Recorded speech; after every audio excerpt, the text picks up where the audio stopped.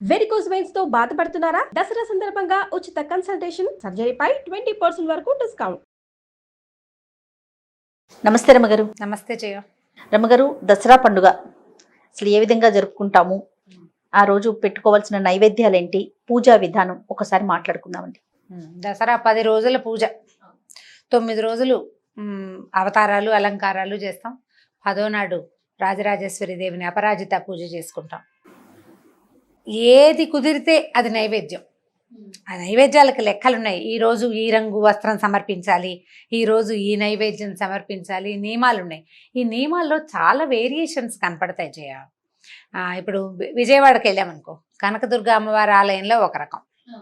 మన హైదరాబాద్లో పెద్దమ్మ గుడికి వెళ్ళామనుకో, ఇక్కడ ఇంకో రకం. ఇక్కడ నైవేద్యం వేరు, అక్కడ నైవేద్యం వేరు. శ్రీకాకుళం వైపు వెళ్ళామనుకో, మనం ఆంధ్రలో వాళ్ళు ఒక రకంగా చేస్తారు. వాళ్ళకి గాయత్రికి గులాబీ రంగు, సరస్వతికి తెలుపు, ఇవేవో నియమాలు. సాధారణ నియమాలు ఏంటంటే అమ్మవారికి ఎరుపు, పసుపు, ఆకుపచ్చ, తెలుపు 4 రకాల వస్త్రాల సమర్పణ. 4లో 3 రకాల భోజనాలు ఏమిటి? పసుపుగా ఉండే పులిహోరలు, తెల్లగా ఉండే పెరుగన్నం కానీ దత్తోజనం కానీ, కాస్త బంగారపు రంగుకి కాస్త అటు ఇటుగా దగ్గరగా అంటే మనం బెల్లం మీద డిపెండ్ అయ్యే పాయసం. ఈ 3 అంతే కదా. ఎక్కడైనా ఇదే, కొంచెం వేరియేషన్స్. ఒకరోజు ఏం చేస్తాము, చక్కెర పొంగల్ చేస్తారు, ఒకరోజు రవ కేసరి చేస్తాము, ఇంకొక రోజు పూర్ణం బూరెలు చేస్తాము. శక్తిని బట్టి కదా. అంతే కదండి. మన శక్తిని బట్టి, మన అవకాశాన్ని బట్టి, ఎక్కడెక్కడ ఏ ఏ ఊళ్ళల్లో ఎవరెవరి ఇళ్లలో ఏమేమి చేసుకుంటారో అవన్నీ యథేచ్ఛగా చేసుకోవచ్చు.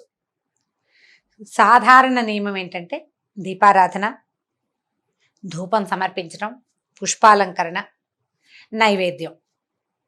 ఈ నైవేద్యానికి పండు ఫలమే దొరికితే పళ్ళు ఫలాలే పెట్టుకోవచ్చు. మళ్ళీ సీతాఫలాలు అవి పెట్టకూడదు. సీతాఫలాలు పనికిరావు, అవి పెట్టకూడదు. బహుబీజ ఫలాలు, పుచ్చకాయలు అవి కూడా పెట్టరు. పుచ్చకాయలు, బొప్పాస పళ్ళు అవన్నీ నివేదనకి పనికొచ్చేవి కాదు. సాధారణంగా పెట్టేవి సులువుగా దొరికే అరటిపళ్ళు, ఈ కాలంలో విరివిగా దొరికే బత్తాయిలు, కమలాలు లాంటివి.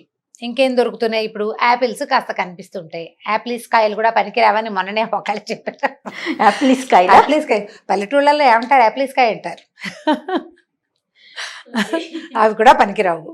అరటిపళ్ళు చక్కగా పనికొస్తాయి. కొబ్బరికాయ చక్కటి నివేదన.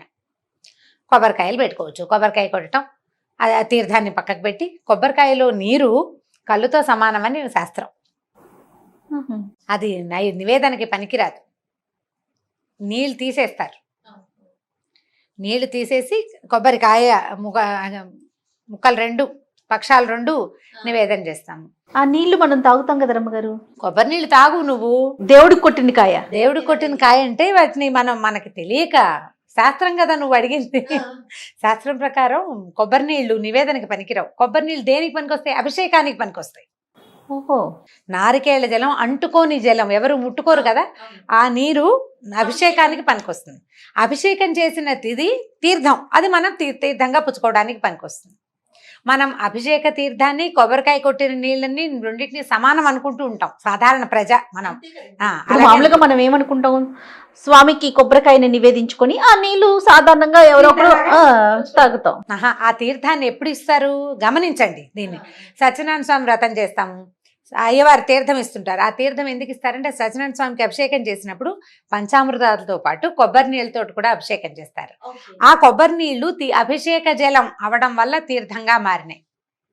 కొబ్బరి నీళ్లు తీర్థం కాదది, అభిషేక తీర్థం. ఆ తేడా ఉంది.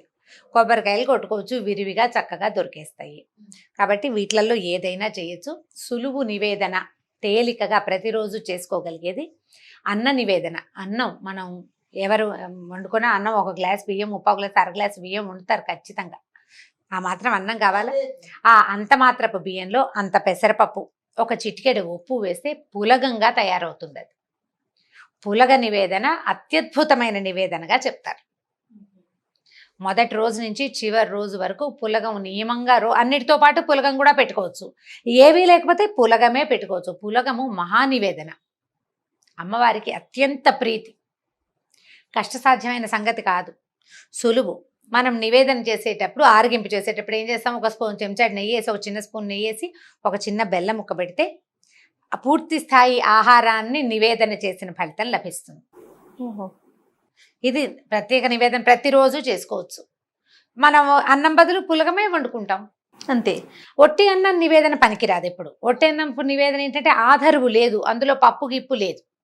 తెల్లటి అన్నం పెట్టామనుకుందాం నివేదనకి, అప్పుడు ఏం చేయాలి, మనం కూర పప్పు ఏదైనా చేసి 2-3 పదార్థాలు కలిపి అప్పుడు మనం వడ్డన చేసినట్టుగా నివేదన చేసుకోవాలి. ఇప్పుడు ఈ పులగానికి ఆ పరిస్థితి ఉండదు. మనం పప్పు వేసేసాము, ఉప్పు కూడా వేసాం, అంతే. ఓకే. పులగని చక్కగా పెట్టడము, నెయ్యి వేసి కాస్త బెల్లం ముక్క పెట్టి నివేదన చేయటం. విధిగా ప్రతిరోజు పానకము వడపప్పు నివేదన చేసుకోవచ్చు. పులిహోర, ఎన్ని రకాలనే పులిహోర. మనకి లలితా సహస్రం చదివితే అమ్మవారికి పాయసము, పులిహోర, దద్దోజనము, తర్వాత ఏమో ముద్గదనం అంటే అదే కట్టె పొంగలి, ఇవన్నీ ఇష్టము అని నామాల్లోనే కనపడుతుంది. పాయసాన్న ప్రియ అని చెప్తారు. ముద్గౌదనాసక్త చిత్త, దధ్యన్నాసక్త హృదయ అని ఇలా ఒక్కొక్క అక్షరం, ఒక్కొక్క పదము, ఒక్కొక్క వంటకంతో పాటు ఆమెకు అవి ఇష్టము అనేది స్పష్టంగా చెప్పబడింది అమ్మవారికి. ఈ 4-5 అన్న ప్రసాదాలని మనం నివేదనగా చేసుకోవచ్చు. ఏ రోజు ఏది కుదిరితే అది. దీంతో పాటు తీయగా మనం సాధారణంగా చేసేది రవ కేసరి, గోధుమ రవ్వతో పంచదార కలిపి చేసే నివేదన. సత్యనారాయణ స్వామి ప్రసాదం అనుకుంటామా, అది నివేదన చేస్తాము. తర్వాత గారెలు, అప్పాలు, తర్వాత ఏమో పూర్ణం బూరెలు, ఇవి విధిగా చేసేవి. చివరి రోజుల్లో ఎక్కువగా చేస్తారు. మొదట దసరా అన్ని రోజులు మనం అన్న నివేదనలు ప్రసాదాలు పెట్టలేకపోతాం అనుకో, మొదటి రోజుల్లో చేసుకోవటం. మన మూలా నక్షత్రం నుంచి కొంచెం ప్రత్యేకంగా చేస్తాం. మూలా నక్షత్రం నాడు సరస్వతి పూజ విద్యార్థులకి మంచిది. పుస్తకాలు అమ్మవారి దగ్గర పెట్టుకుని, పెద్ద అమ్మవారి పీఠం లేదు మన దగ్గర, ఊరికే ఒక అమ్మవారి పటం పెట్టుకున్నాం. ఆ స్థానమే, ఆ ప్లేసే పవిత్రమైనది. అక్కడే పిల్లల పుస్తకాలు పెట్టడం, ఒక స్వస్తిక్ కానీ ఓంకారం కానీ ఆ పుస్తకాల మీద రాయటం, సరస్వతి వార ప్రసాదం లభించాలని దండం పెట్టుకోవటం, పిల్లలకి ఏదైనా చిన్న చిన్న ప్రార్థనా శ్లోకాలు నేర్పించి ఆ శ్లోకం చెప్పించడం మూలా నక్షత్రం నాడు. ఆ రోజు తెల్లటి పెరుగన్నం కానీ కొబ్బరన్నం కానీ నివేదన చేస్తాం. కొబ్బరి పాలు పోసి కొంచెం కొబ్బరి కోరి తిరగమాత పెట్టుకుని కొబ్బరన్నం చేసుకోవచ్చు. లేదా పెరుగు అన్నం, నిలవబడిన పెరుగు కాకుండా పొద్దుటికి తోడుకున్న పెరుగుతోటి తెల్లటి పెరుగన్నాన్ని కూడా సరస్వతీదేవికి నివేదన చేయొచ్చు. ఈ నైవేద్యం పెట్టుకుంటాము. అక్కడి నుంచి మొదలు పెడితే సప్తమి, అష్టమి, నవమి వరుసగా వచ్చేస్తాయి కదా. ఈ సప్తమి నాడు చేసినా చేయకపోయినా అష్టమి నవములు 2 విశేషమైన పూజ చేసుకుంటాం మనం. ఈసారి అష్టమి నవములు కలిసి ఒకరోజే వచ్చినాయి, శనివారం నాడే. అందుకని చాలా దేవాలయాల్లో పొద్దున దుర్గాష్టమి, సాయంకాలం మహర్నవమి జరుపుతారంటే పొద్దున దుర్గా అవతారము, సాయంకాలము మహాకాళి అవతారము వేస్తారు, మహిషాసుర మర్దిని అవతారము వేసేస్తారు. ఆ 2 రోజులకి దుర్గకేమో రవకేసరిను పూర్ణం బూరెలు చేసుకుంటాం. మహర్నవమికేమో గారెలు చేస్తారు. మహర్నవమి లెక్క ఏంటంటే అమ్మవారికి మాంసాన్నం ఇవ్వాలని ఒక విధేట. అయితే మనం సాధారణంగా పూజల్లో ఎవ్వరు మాంసాహారం తినేవాళ్ళు కూడా, వెజిటేరియన్స్ కాకపోయినా కూడా పూజ అనగానే ఇంకా మాంసం ముట్టుకోకూడదు అనుకుంటారు కదా. అయితే ఈ వెజిటేరియన్ ఆహారంలో మామూలు మనం తినే పప్పులు వాట్లలో మాంసానికి సమానమైన శక్తి కలిగింది మినుము. అందుకని మినపగారెల్ని సమర్పిస్తారు. గారెలు చేయటం బాగా పచ్చిమిరపకాయలు అల్లం వేసి ఘాటుగా మిరియాలు కూడా వేస్తారు. మిరియాలు కూడా అసలు కొన్ని చోట్ల మిరియం గారె దాని పేరే, అది మిరియం గారెనే చేస్తారు, ఎక్కువ మిరియాల పొడి వేస్తారనమాట. అది నివేదన చేయటము. దాంతోపాటు పెరుగు గారెలు చేస్తాం కదా, మామూలు గారెలు పెరుగు గారెలు కూడా చేసి మహర్నవమి నాడు నివేదన చేయటం. ఏమీ సాగలేదు, మనకు శక్తే లేదు, ఆఫీస్ ఉంది, మనం కూడా వచ్చేస్తున్నాం, చేయలేము, రోజు పళ్ళే పెట్టుకోండి నైవేద్యం. చివరి రోజున 10వ రోజున చేయగలిగినంత ఆహారం. ప్రధానమైనది ఏంటంటే ఈ రోజుల్లో ప్రసాద వినిమయం ఎంతవరకు అవుతుందో మనకు తెలియదు లేదు కదండి. ప్రసాదం ఖర్చు అయ్యే అవకాశం లేదు. మనం ఎవరింటికి వెళ్ళము, మన ఇంటికి ఎవరూ రారు. చాలా ఇళ్లలో పని వాళ్ళు కూడా లేరు. ఇంత వండేస్తే అదంతా ఖర్చు పెట్టద్దు. ఇదివరకు అట్లాగా ఈ ఊళ్ళో వెళ్ళే వాళ్ళు మనకు దొరికి ఎవరికైనా అన్నం పెట్టే పరిస్థితి కూడా ఇప్పుడు లేదు. వినిమయం అవుతుందా, ప్రసాద వినియోగం అయ్యే అవకాశం చూసుకుని చక్కగా అన్ని రకాల అన్నాలు కూడా నివేదన చేయొచ్చు. 5 రకాల అన్నాలు, 5 అంటే చిత్రాన్నాలు, 5 రకాల భక్ష్యాలు చేస్తారు 10వ రోజు. 5 రకాల అన్నాలంటే పాయసం, పులిహోర, దద్దోజనం, కట్టె పొంగలి, చక్కెర పొంగలి. లేదా పాయసం చేసాం కదా అని అనుకుంటే కొబ్బరి అన్నం చేసుకోవచ్చు. ఈ 5 చిత్రాన్నాలు, ఇవి 5. ఇవి కాకుండా గారెలు బూరెలు మనం ఎప్పుడు చేసేవి, అవి 2 మనకు తెలిసిందే. అప్పాలు, తర్వాత పొంగు బూరెలు అని చేస్తారు. పొంగు బూరెలు అంటే ఇప్పుడు బూరెల పిండి పైన తోపు పిండి మనం వాడుకుంటాం. ఏం చేస్తాం, బియ్యము మినపప్పు కలిపి రుపుతామా, ఆ పిండిని కొంచెం పక్కకి తీసుకుని ఇంకో చారెడు బియ్య పిండి కలుపుకోవాలి. ఆ తోపులో కాస్త జీలకర్ర, అల్లం, పచ్చిమిర్చి వేసి వాటిని పునుకుల్లాగా వేస్తారు. ఇవి చేసి వీటితో పాటు 5వది పూరీలు. గోధుమ పిండి ఒత్తేసి పూరీలు చేసేసి పూరీలు. ఈ 5 భక్ష్యాలు, 5 రకాలు. ఇక దీంతో పాటు నీకు సొజ్జప్పాలు అలవాటు, మీ ఊళ్ళల్లో సొజ్జప్పాలు చేసుకోవచ్చు. అంటే రవ కేసరిని మనం పూరీలో పెడతాం కదా, స్వీట్ పూరీ అంటారు, అది చేయొచ్చు. బొబ్బట్లు చేసే అలవాటు ఉన్న వాళ్ళు బొబ్బట్లు చేస్తారు. మనం ఎలా చేసినా సరే 5 చిత్రాన్నాలు, 5 భక్ష్యాలు, మొత్తం 10 పదార్థాలు మన అలవాట్లను బట్టి, మన పద్ధతులను బట్టి. వీటిలలో ఏదో ఒకటే చేయగలవు, మహత్తరంగా చేసుకో, మనస్ఫూర్తిగా దండం పెట్టుకోవాలి. అత్యంత శ్రద్ధగా చేయవలసింది ఏంటంటే, ఈ రోజులు అమ్మవారివి, ఆమెకి ప్రీతి కలిగేలాగా సత్ప్రవర్తనని కలిగి ఉంటామనే ఒక దృష్టి, స్త్రీని గౌరవిస్తామనే ఒక ఆలోచన.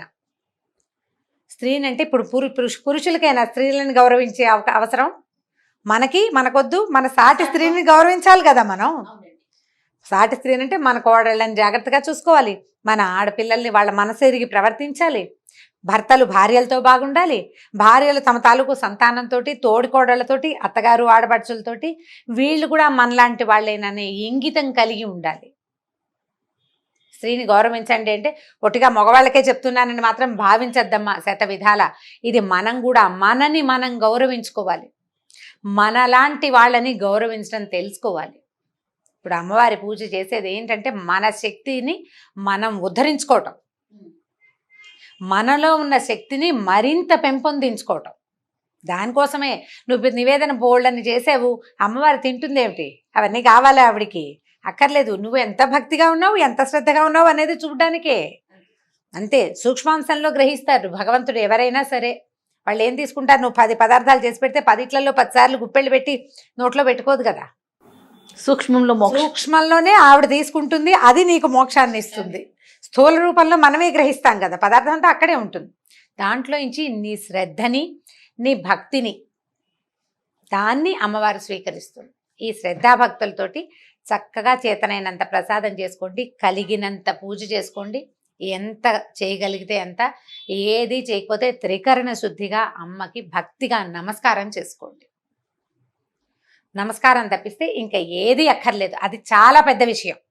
దాని తర్వాత మిగిలినవన్నీ మీకు చేతొచ్చినవి. కాకపోతే ఇప్పుడున్న పరిస్థితులను బట్టి బయటకు వెళ్లకుండా, మీరు మొదట్లోనే చెప్పారు, ఎవరింటికి మనం వెళ్ళటానికి లేదు, ఎవరు రావటానికి లేదు. ఆ నియమాన్ని అయితే మరికొన్ని రోజులు పాటించాల్సిన అవసరం అయితే ఉంది. పాటిస్తే అప్పుడు ఈ పరిస్థితి నుంచి మనం కొంచెం దాటుకునే అవకాశం వస్తుంది. అవును రమ్మగారు, అవును. ఓకే రమ్మగారు, ఓకే జయ, నమస్తే. నమస్తే. ఇక ఈ వీడియో కనుక మీకు నచ్చినట్లయితే లైక్ చేయండి, షేర్ చేయండి. మరిన్ని వీడియోస్ కోసం మా ఛానల్ని సబ్స్క్రైబ్ చేసుకోండి.